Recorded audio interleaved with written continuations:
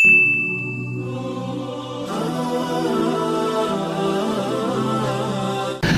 ghibah inilah yang memutuskan tali persaudaraan kita. Tidak ada orang senang dicerita. Ibu-ibu kan biasa kumpul. Kalau suamimu tenang, sopan, bicaranya halus, rajin ibadah, baik, hati-hati. Hati-hati. Kenapa? Layangan putus.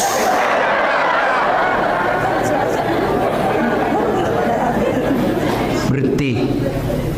Begitu ibu mulai ada Bu, iya, itu kepala dinas itu begitu. Kau tahu sinetron tadi malam jeli betul sifatnya. Tadi ribut seperti itu. Langsung orang jadi korban. Bu, kalau majelis taklim yang sukses, dia akan berkata, sudah deh, tidak usah cerita kejelekannya orang. Na'udzubillah min zalik. Kita berlindung kepada Allah dari keburukan seperti itu. Belum tentu suami kita lebih baik dari suami dia. Hanya Allah saja masih tutup aib dan keburukan aib suami kita. Itu baru majelis taklim yang baik. Ini tidak, biar bukan urusannya mau dicampuri.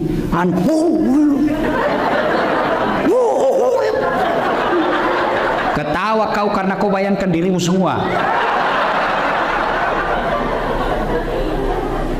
Bu, yang suka ikut campur urusannya orang, itu nanti takdirnya hidupnya seperti tauge. Tahu tauge? Coba lihat tauge. Suka ikut campur tuh? Gado-gado ada. Tahu isi ada. Pecel ada. Soto ada. Karena dia suka ikut campur, Allah takdirkan bengkok. Maka kalau ada di kantor ini, di majelis taklim kumpul gosip, teriaki, pagi-pagi toge nih Satu,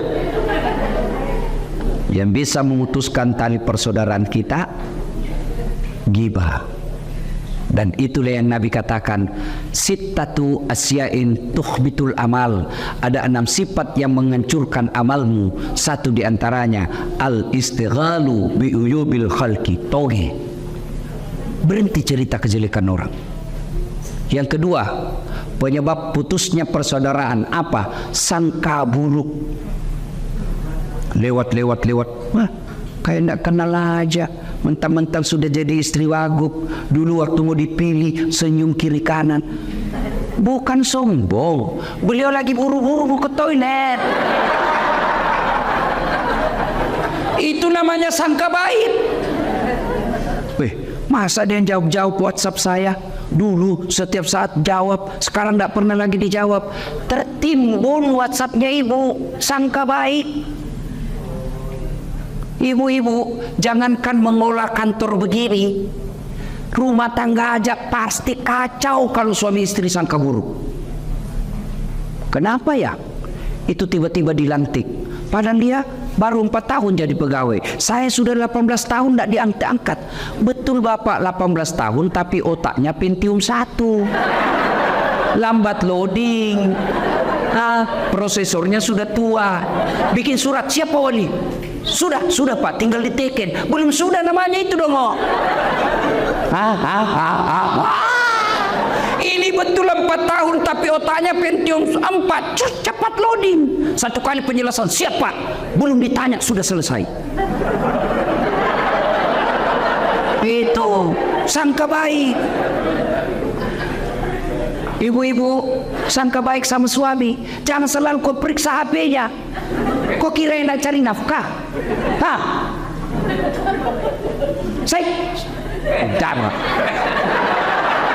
Ada juga perempuan kayak suaminya kayak tahanan politik. Baru pulang, mana HP-mu? Dengar ini. Ada 4 penghuni api neraka. Satu diantaranya istri yang suka memaki suaminya. Itu hadis Nabi loh. Ada 3 golongan orang yang tidak diterima amal ibadahnya. Satu diantaranya istri yang durhaka sama suaminya. Ada yang tanya, bagaimana kalau suami durhaka sama istri? Tidak ada dalam hadis.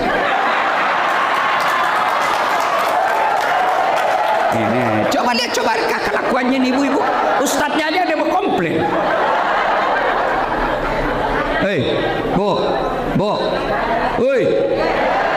Kira gampang jadi suami, Bu? Coba lihat suami kita di kantor dimaki-maki sama wali kotanya. Siap. Di warung kopi dikejar tagihan. Sampai lagi di rumah dimaki-maki lagi sama istrinya. Goblok, kenapa kau tidak lawan? Apa mau dilawan, dan dia wali kota? Jangan ketawa, saya serius ini. Dia pikir enak jadi suami. Bu. Oi. Bu. Itu suami, Bu. Ibu ditanggung dunia sampai akhirat. Ibu pikir suami tidak malu kalau ibu pulang lebaran tidak punya baju baru, tidak pakai cincin? Malu kami sebagai suami. Malu harga diri kami sebagai suami. Istri tahun lalu itu juga baju lebarannya. Pulang kampung masih ini, malu kita sebagai suami, Bu. Ibu pernah tidak malu kalau suamimu tidak pakai baju baru? Tidak pernah. Jangan ketawa, saya serius ini. Dia pikir gampang jadi suami. Coba lihat itu, kasihan. Kadangkala bawa Grab, motor, di jalan kempes bannya, dia tidak telepon kamu itu. Kenapa? Cukup saya yang menderita, tidak perlu istri saya tahu. Itu di dunia. Di akhirat lagi dicari tuh suaminya. Kalau ibunya masuk neraka, ada 4 laki-laki yang melindungi. Sebelum diperiksa amalnya istri, sebelum diperiksa amalnya ini istri, ada 4 laki-laki yang tanggung ibu-ibu nih. 1, bapakmu. 2, saudara laki-lakimu. 3, suamimu. 4, anak laki-lakimu. Kami laki-laki tidak ada yang tanggung. Kayaknya jangan suka ngomel. Biar HP salah diperiksa. Bagaimana suamimu tidak bikin nama palsu?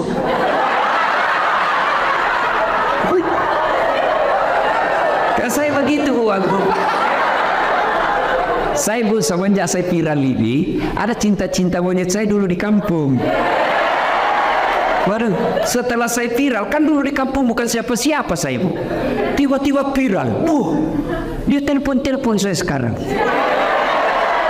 Saya mau blokir. Dah enak, nanti dibilang saya sombong satu kampung. Saya mau terima. Perasaannya istriku, mamanya cek bagaimana, kasihan. Akhirnya ku ganti namanya, penjual batu bata.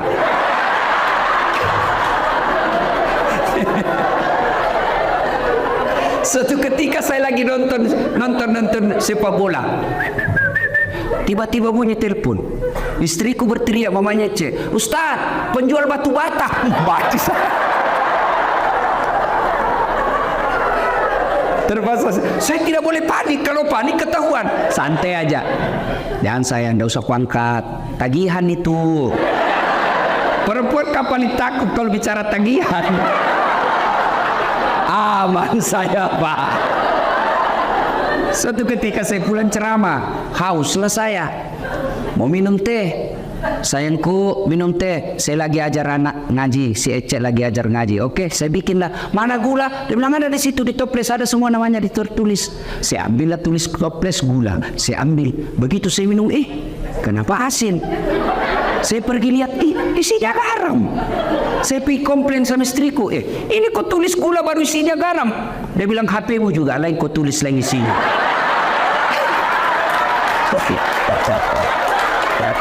Salatullah salamullah ala toha rasulillah. Salatullah salamullah ala yasin. Alhamdulillah. Jadi jangan sangka buruk. Masa suami yang carikan nafkah, yang belikan baju, yang nyicilkan mobil, yang nyicilkan rumah, masa ibu curigai terus?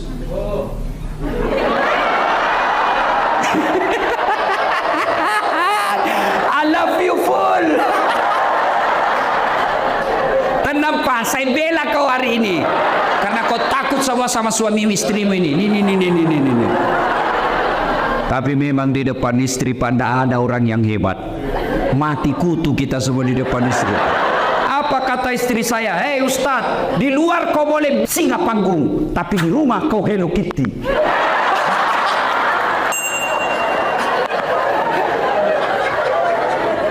Bu, telepon suami. Kok tidak dijawab? Oh, suamiku lagi sholat duha. Tenang perasaan. Telepon lagi jam 12. Kok belum dijawab? Oh, berarti lagi sholat berjamaah. Tenang perasaan. Telepon jam 2. Belum dijawab. Oh, berarti suamiku lagi meeting sama wali kota. Telepon lagi. Tidak dijawab. Oh, mungkin HP-nya dilupa di mobil. Tiba-tiba masuk WhatsApp. Saya lihat suamimu bonceng cewek cantik betul. Oh, berarti suamiku lagi nge-grab. Tenang perasaan. Iya tuh bu. Bu. Hei. Hei. Apa enaknya sang keburu sama suami? Sebutkan. Apa? Capek. Apa enaknya sangka buruk? Stres. Kalau kau sangka buruk, apa yang kau dapat? Sengsara kan? Coba kalau sangka baik. Kenapa? Dosanya dia, ibu tidak tanggung. Dia selingkuh, tidak ada urusan. Saya tidak tahan Ustaz. Bukan dengan mempermalukannya di medsos. Tak kusangka kau begitu. Andai ku tahu begini, aku tidak menerima lamaranmu. Apalagi tidak, Nasoduk punya anak 2. Maka lebih baik apa? Kau tanggung dosamu. Kau berbuat di luar pak, kamu yang tanggung. Beda kami laki-laki. Kalau istri keluar tidak izin, kami laki-laki tanggung dosanya. Kalau istri tidak pakai jilbab, kami suami yang menanggung dosanya. Kalau istri tidak sholat, kami suami yang tanggung dosanya. Itulah makna ayat Qu anfusakum wa ahlikum nar. Makanya ibu tenang deh, jangan sangka buruk. Orang yang selalu sangka buruk memutuskan tali persaudaraan. Panjang mau dicerita, tapi waktu yang terbatas. 2. Sedekah. Bu, pernah lihat orang diantar ke kubur? Pernah? 3 yang mengantarnya kata Nabi. 1. Keluarga. Bu, ibu meninggal, jangan pikir suami mau masuk dalam kubur. Meskipun waktu ibu remaja dia gombal, gunung kan kudaki, lautan ku seberangi, masjid kau lewati. Begitu ibu meninggal, jangan pikir suami mau masuk menemani ibu di kubur. Enggak.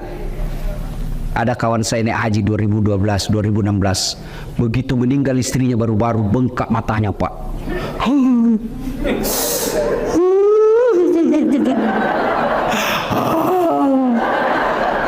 Saya bilang hebat betul ini bapak. Biasanya kalau laki-laki meninggal istrinya sih menangis, tapi tidak sampai mengau-ngau. Sabar pak, separuh jiwaku hilang Ustaz. Rasanya tidak bisa kulanjutkan hidupku. Sabar pak, innalillahi. Belum setengah tahun bu. Saya pergi jogging, tahu kan lapangan Karebosi di Makassar. Saya lagi jogging, ketemu saya sama itu teman saya. Di sampingnya ada perempuan, putih, muda, panjang rambutnya. Saya tanya, Haji, siapa? Siapa Haji? Yang baru Ustaz.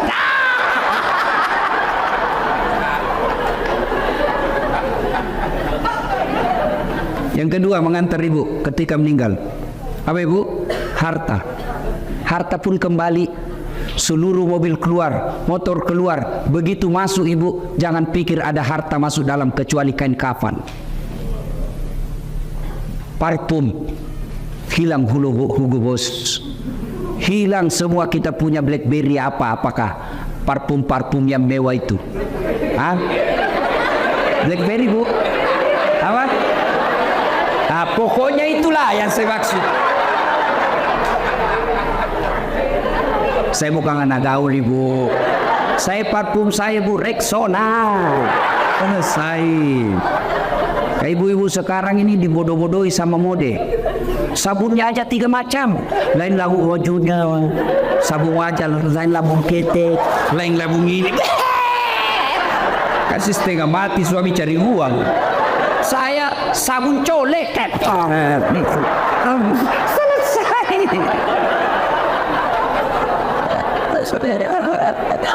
Ya, yang ketiga mengantar kita amal.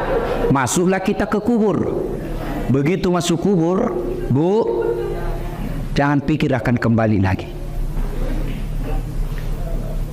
pegawai wali kota, tidak disenang sama wali kota, tidak disenang sama gubernur, masih ada pilihan? Ada, tunggu sampai selesai jabatannya. Tidak disenang sama wali kota, tunggu sampai dimutasi, selesai urusan. Tidak mutasi Ustaz, masih ada pilihan. Apa? Pensiun dini, selesai. Lewat apa? Tidak ada urusan kamu, bukan kau lagi bosku. Selesai. Ibu, ada warga Betawi ke Jawa merantau, sampai di Jawa kada nyaman, tidak enak di sana. Ada pilihan? Ada, pulang lagi ke Betawi. Ada orang Jawa merantau ke Papua, Papua tidak nyaman, balik lagi ke Jawa, mangan orang mangan, yang penting ngumpul. Senguara. Wes. Saiki monggo. Selesai. Tapi demi Allah, ibu masuk kubur, senang tidak senang, tinggal kau di situ. Tidak boleh kau keluar. Ternyata sudah masuk kubur. Tidak nyaman, keluar dulu deh. Ibu pun kalau keluar lari satu komplek. Tidak ada yang mau dekat sama ibu. Ketika sudah masuk dalam kubur, 3 aja yang bisa menolongmu, kata Nabi. Satu di antaranya, sedekatun jariyah, sedekah. Mohon maaf, matur nuhun. Ini bu, jinji yang di depan ini, yang banyak emas berliannya, tuh saya lihat cincin-cincinnya ibu. Jam tangannya ibu Wagub. Kalau meninggal siapa yang pakai perhiasan ibu? Anak, bukan, istri kedua. Ia pasti kawin lagi lah suamimu. Didengarlah ceramah saya, ini istriku, mamanya cek di rumah. Ustadz, itu saya dengar ceramah, kalau meninggal kawin lagi. Jadi kalau saya meninggal Ustadz kawin lagi. Saya bilang, di sini kau sayangku. Ku peluk dia sambil ku jelaskan. Ku dengar baik-baik sayangku ya, engkau permata hatiku. Jangankan kau mati, kau masih hidup saja saya selalu berpikir kawin lagi. Apalagi kalau kau sudah mati. Daripada ibu-ibu itu emas berlian dinikmati orang istri kedua, mending ibu kirim ke kubur sekarang. Sedekah. Dan enaknya menjadi istri wali kota, istri sekda, istri wagub, meskipun palsu tetap orang bilang asli. Iya toh, kalau ibu wagub pakai pasti orang bilang asli dong, padahal belinya di Tanah Abang. Iya, maka keliru orang kaya. Kalau saya kaya, mending saya pakai yang palsu, orang pasti tahu asli. Tapi kita orang miskin, biar sudah asli orang bilang dari mana kau dapat?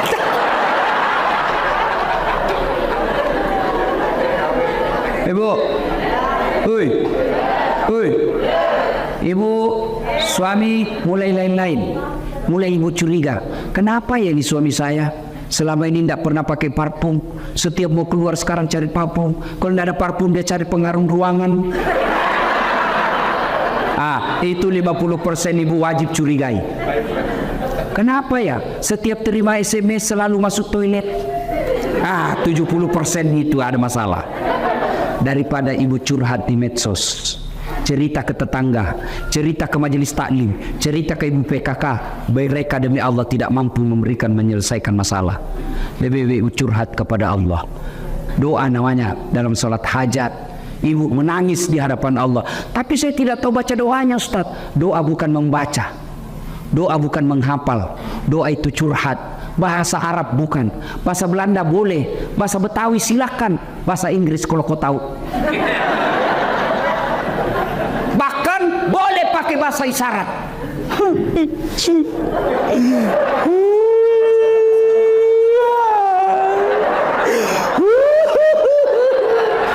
Malaikat katakan, ya Allah baru suaminya kawin lagi.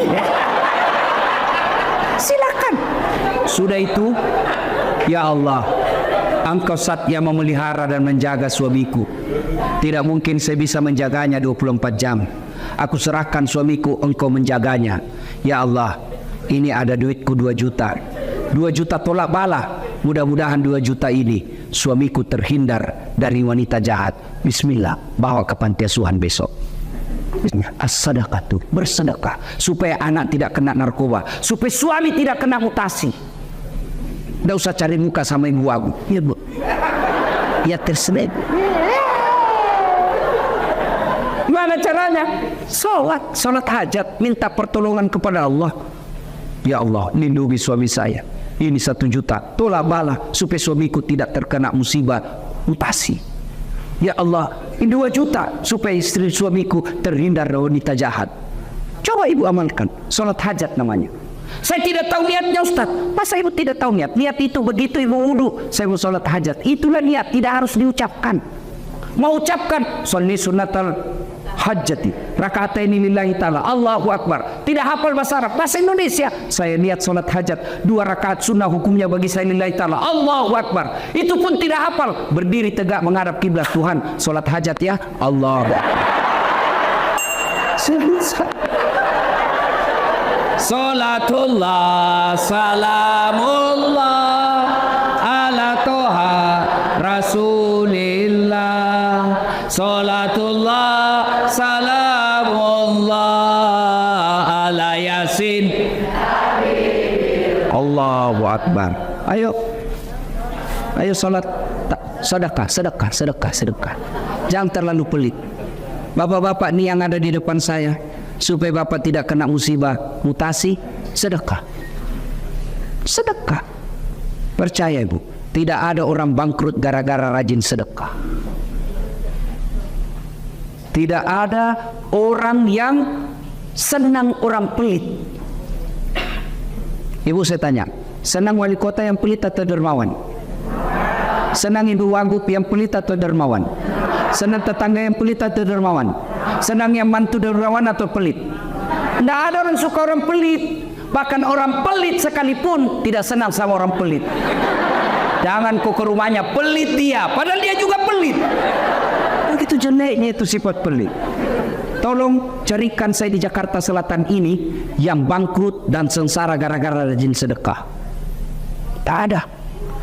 Ada 10 golongan sahabat Nabi yang dijamin pasti masuk surga.